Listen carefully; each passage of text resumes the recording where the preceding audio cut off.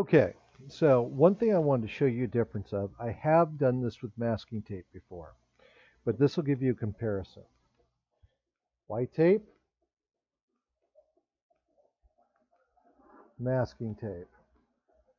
So you can see how yellow it is. If you were to use a light, this would not really work too well.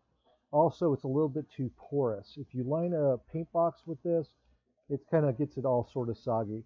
It's okay to put it on the bottom parts, like down here, where you see the paint at, where if you want to put strips of masking tape down, where you can use that to practice, run a streak, or whatever you need to do, and then when you're done with it, rip it off.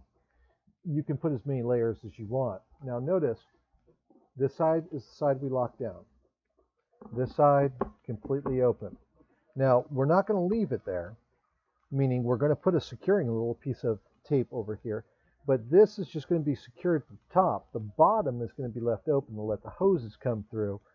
The bottom's going to be left open to let the hoses come through and everything else. Now, the great part about reinforcing the cardboard box with duct tape is, remember when I was talking about that IKEA light? I can literally cut a hole in the top of this thing once I get the duct tape blade.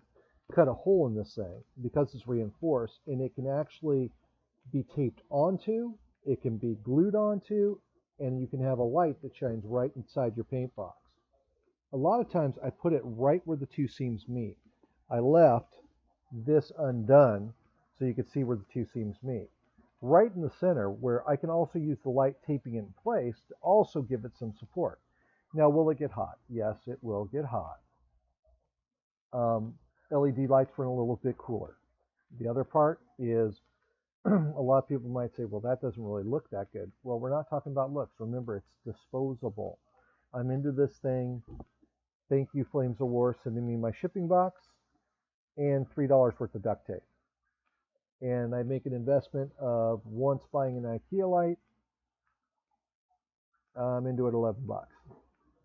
And like I said, the IKEA light is not necessary. You can drag your painting light over. You can do whatever you need. People might be also thinking about, well, what happens about the fumes? What happens about this? Don't paint in a closed room. If you're that concerned with it, put a respirator on. I'm also not talking about sanding MDF. I'm not talking about going in here. We're talking about spraying acrylics. And also, we're not spraying a car. So it shouldn't be that much, you know, what's the word? I'm sorry. It shouldn't be that much overspray that you should be experiencing. You're painting at low pressures, trying to probably do fine things, especially on 15 millimeter. I mean, you're not blasting this stuff. But like I said, this right here will allow you to wipe down the interior if you so choose. Another thing is, if you see these right here, these wings that are in the bottom of the box, another option you can do is cut those things off right here and use those to support the roof or support a side by tilting them down. And once you seal it with the duct tape, you're perfectly fine. All right, moving right along.